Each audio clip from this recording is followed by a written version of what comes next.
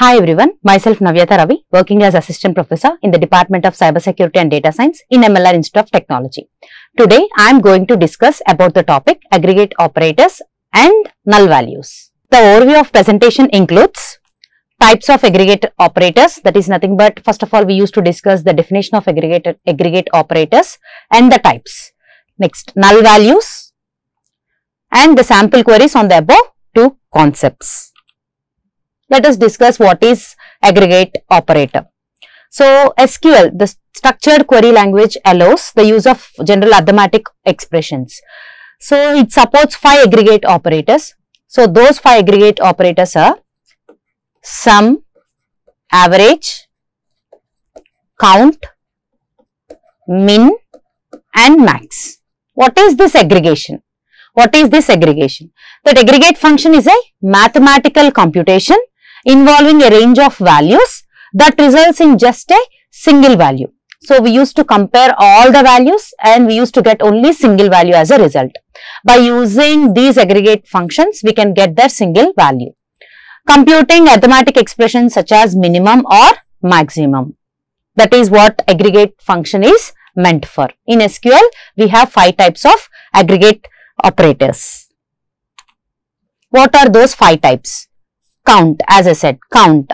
Here count, distinct. Distinct is a keyword which I have used for representing unique names or unique numbers. Unique data has been represented by using the keyword distinct. And here A is nothing but the column name. We can use all these 5 types of aggregate operators on any kinds of columns. Generally, we are dealing with SQL right now, right? Structured query language. The data which is in the form of tables. The data will be in the form of tables or relations.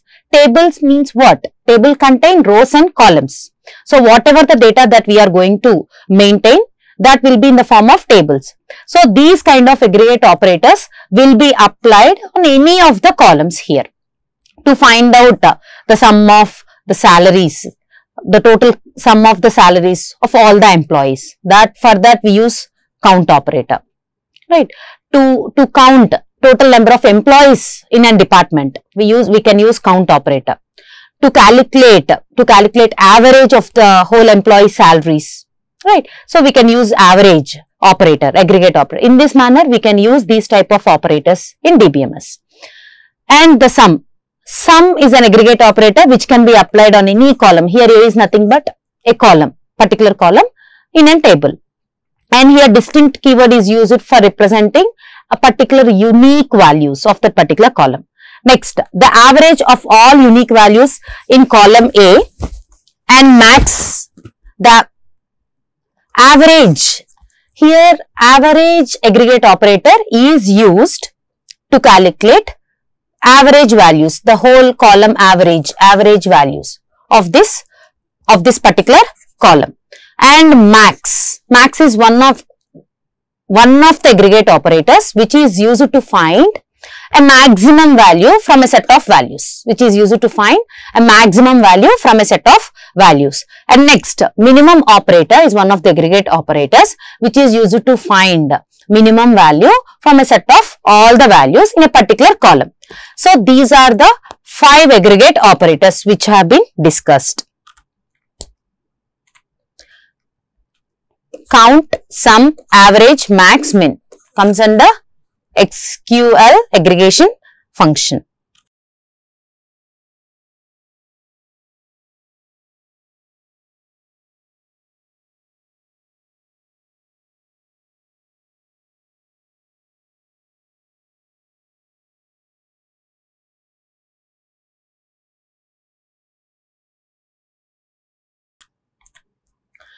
Let us discuss these aggregate operators one by one with query representations. So, let us discuss here the Silas table which contains SID and SNAME, rating and age. What is SID? Here I am not representing any kind of data internally, just I am representing the schema, nothing but the design of the table, right? The table contains only 4 columns. Silas table contains 4 columns. What are those 4 columns? SID, SNAME, rating and age. And in the similar manner, the boats table contains BID, boat ID, boat name and color.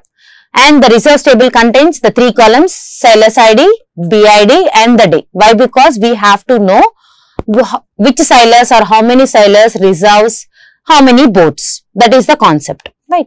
So, based upon these 3 tables, let us discuss some example queries by using these aggregate operators. So, let us discuss the first example. To count the number of sailors. To count the number of sailors. So, how we can able to write a query? Whatever the column that we use to retrieve the data, that we should represent it in a select command. Select the count of sailors. Here, we used to represent how many number of sailors. That is nothing but how many sailors are there, the count. By using directly count aggregate operator, we can able to represent number of sailors in a given database, right? So, select count of sailors from, this is what the table name, and this is the variable which I have declared for each and every table. So, here for sailors, I used to represent S. Here for boats, I used to represent one variable B. Here for reserves, I used to represent one variable R. So, in this manner, for each and every table, we used to represent one variable. By representing this variable, we can retrieve the data easily, right? So, here what we have to select? We have to select what? The number, sailors information. Sailors information. How many sailors are there? That is what here I have represented the star. Star means here asterisk symbol means represent the whole information. The whole information along with the count. The sailors whole information will be printed. That is what the meaning of this query. Next, count. Count the number of different sailor names. Here I have printed all the information, right? For whole information. But here in this query I have represented different sailor names. That means if at all the sailors might have the same names, right? So, the same names must be printed uniquely. That is what my intention. Same names must not be repeated. Why? Because in database, we used to reduce the redundancies. That is what the main motive of the database. Duplicates are not allowed. That is the reason here I have to print the sailor names uniquely.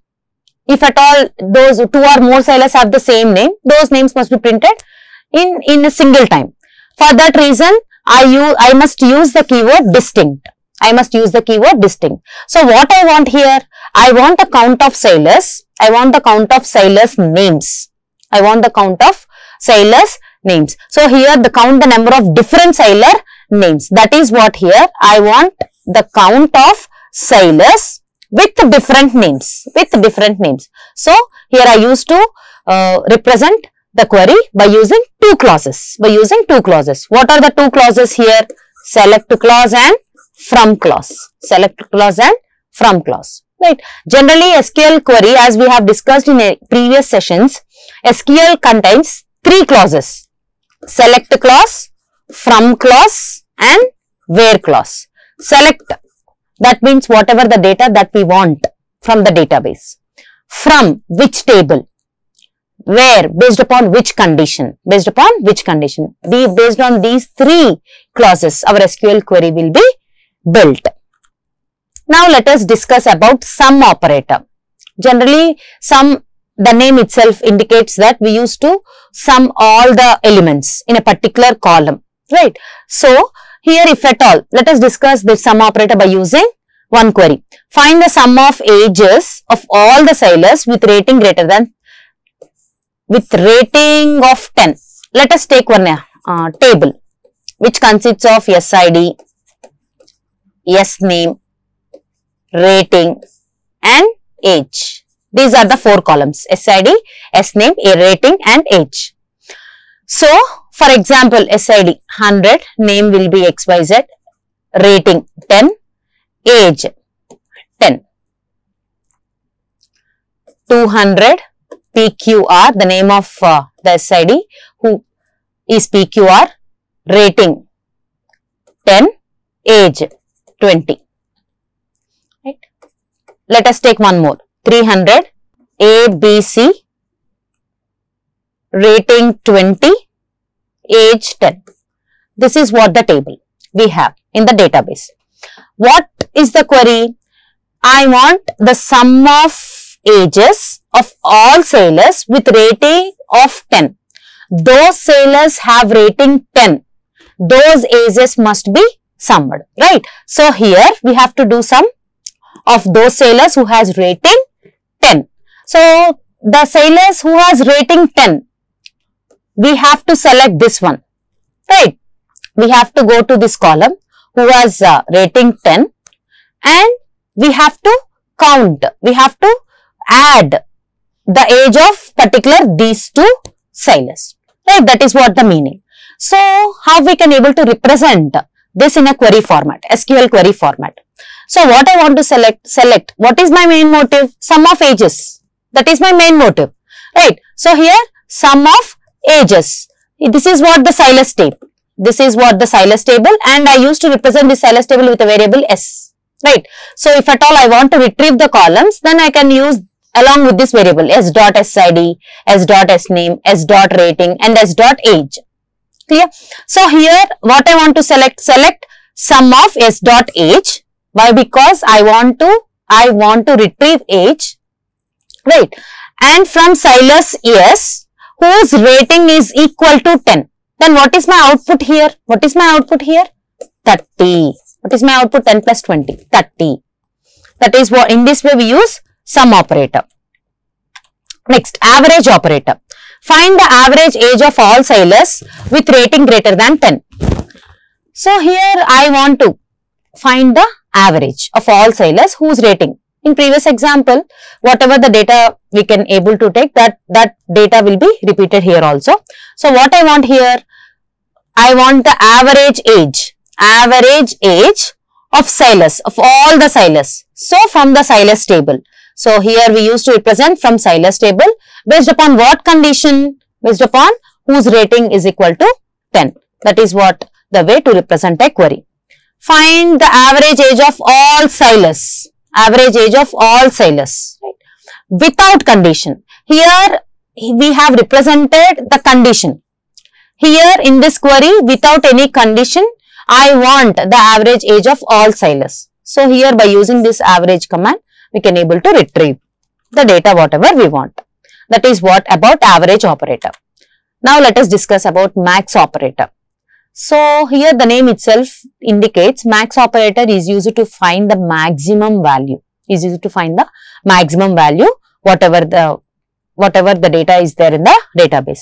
So, here find the names of and ages of the oldest sailor. Oldest sailor means how we can able to know whether the sailor is youngest or oldest based upon the age, right? Oldest sailor means, so his age is maximum. His age is maximum, right? So, in what way we have to write here? Here I have used nested queries concept. Why? Because in previous lectures we have discussed about nested queries, correlated nested queries, right?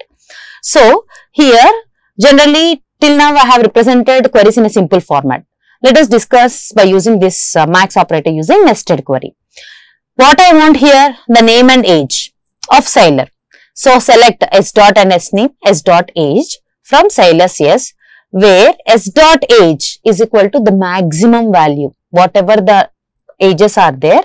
So, that maximum value must be taken. So, here s dot age is equal to, this is what the inner query. This is what the inner query. So, inner query will be executed first in nested queries, right? So, in inner query what I have written here, select maximum of that age from Silas S, whatever the, if at all the Silas contains s dot sid and age, right?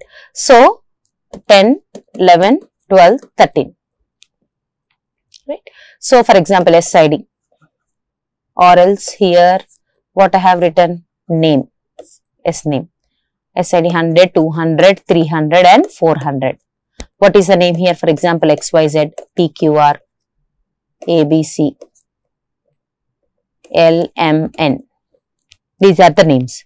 What I want here, name and age. Name and age. These are the two columns that I want to retrieve from this table. Based upon which condition? Oldest sailor. Oldest sailor means what? Whose age is more. Whose age value is maximum. What is the age value here? 13. Clear? So, the seller name and age will be retrieved. So, what is the inner query will be executed first? Inner query means here that 13 and name LMN will be retrieved here. This will be compared with all these things. Whatever the equal values are there, only that row will be printed. Only that row will be printed. That means, what is the output of this one? LMN and 13.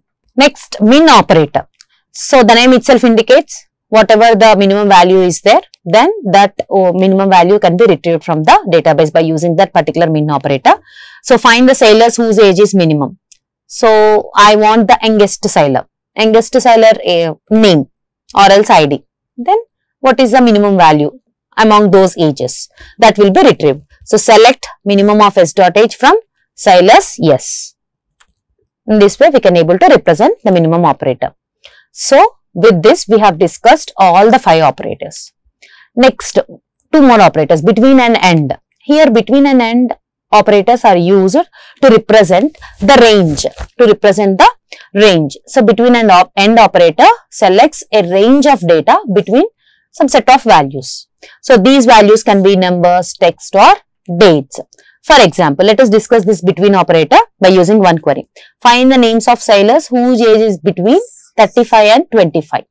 So, I am representing here some range 25 and 35. Between these 25 and 35, I want the names of sailors. I am here representing some range. So, by using this between and end operators, we can able to represent, we can able to retrieve the data. So, what I want here? I want the names of sailors that will be presented in select command. From which table? From sailors table. Right. Based upon the condition. What is the condition mentioned here? The age must be between 25 and 35. So, where s dot age between 25 and 35. So, between and end operator must be used to retrieve some range between the range of values. That is what the thing. And next, coming to the next concept, null values. So, here the SQL null is termed used to represent a missing value.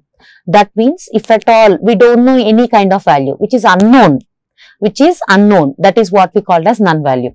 Here, you might know the difference between unknown value and 0. Null value is different from 0. Why? Because here 0 means a particular value that we are assigning. Particular value. 0 is also a particular value. If at all a student got 0 means he attempted the exam, he got 0 marks. The student can be evaluated and we have assigned him 0. But null means, the student didn't attend the exam. We don't know the marks, right? So, that is what the difference between null is different from 0. But in some cases, some of the people think null means 0, but it's absolutely wrong.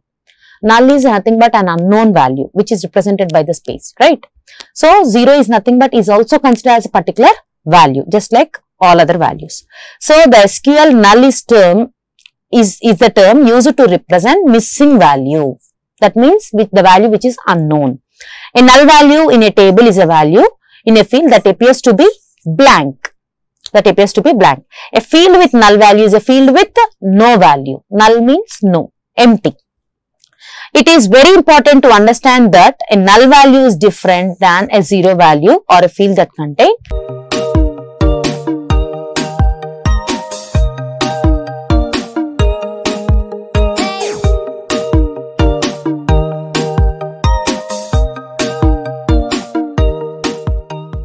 spaces. That is what the point that you have to remember.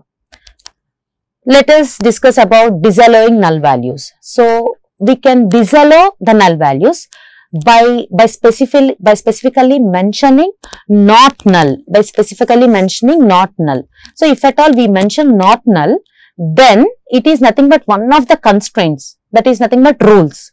That means, if at all one column has been mentioned as not null, then that column must not accept null values.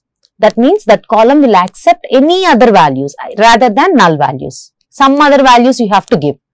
Right. So, the example. See here, disallowing the insertion of null values for a field can be restricted by specifying not null constraint. Here constraint is nothing but the rules and regulations that we need to follow to maintain database in a consistent manner. Right, we have different types of constraints, right, unique, not null, primary key, foreign key. These are different types of constraints that we use to follow to maintain database in an accurate manner, right. So, this implies that the field cannot take null values. If at all a particular column is mentioned as not null, then it will not accept null values. Compulsory, the data must be given, right. So, here the syntax of not null, how we can use not null will be represented by using this query. See, I am creating here customer table, customers table with how many columns? ID, customer ID, and which is of the data type. ID must be which of data type? Integer data type, and not null, right. Name, which is of which data type? Character data type. So, here we can represent this not null in the form of SQL query. We have to create a customer table with an attributes or columns. What are the columns here? ID, which is of which data type? Integer data type, and here we have represented not null. That means this ID column must contain some data, For example, see here I have represented 100, 200 and I have not given any value here. Again I have given 300. But if at all I used to give any null value here, it will not accept. The database will restrict that. What it will restrict? You have represented this ID as not null and here you have not given any value. That is wrong. It will restrict. That is the beauty of DBMS. Whatever the mistakes that we are doing, it will restrict. It will not allow us to do. Right. So, if at all we used to mention it as not null, then we have to give some values other than null values. And here I have represented ID, and second one, the name, which is of what? Which data type? Varchar. Next, this is also represented as not null. Next, age. Next column as age. Next column as address. And next column as salary. Right. So, these are the 5 columns that we have represented in the query. Whatever the columns which have represented as not null must be given the data mandatorily. So, here ID must not be null. That means 1, 2, 3, 4. And name must not be null. For example, XYZ, ABC, PQR, LMN. Next, age. Age must not be not null. 10, 20, 30 and 40. So, here the address. Address here we have specified not null. No, right. So, the address column can contains null values. For example, Hyderabad. Here null value. Here for example, Andhra Pradesh and Karnataka. The address column can contains null values. Why? Because here we doesn't mention not null constraint. That means we don't know the address of this particular person. That is what the meaning of that not null. And the primary key of all these things is nothing but ID, which is represented by some column. ID. Primary key means which must contain all the unique values and not null. That is what the thing. So, till now we have discussed about what aggregate operators and null values. The summary of this session includes the aggregate operators. What are the aggregate operators? We have discussed 5. What are those 5? Sum, count, average, min and max. Apart from this, we have discussed about between and AND operators to specifically mention the range of values. Right? We can use these operators, between and AND operators. And lastly, we have discussed about null values and how to disallow these null values. How we can disallow these null values? By representing the constraint not null.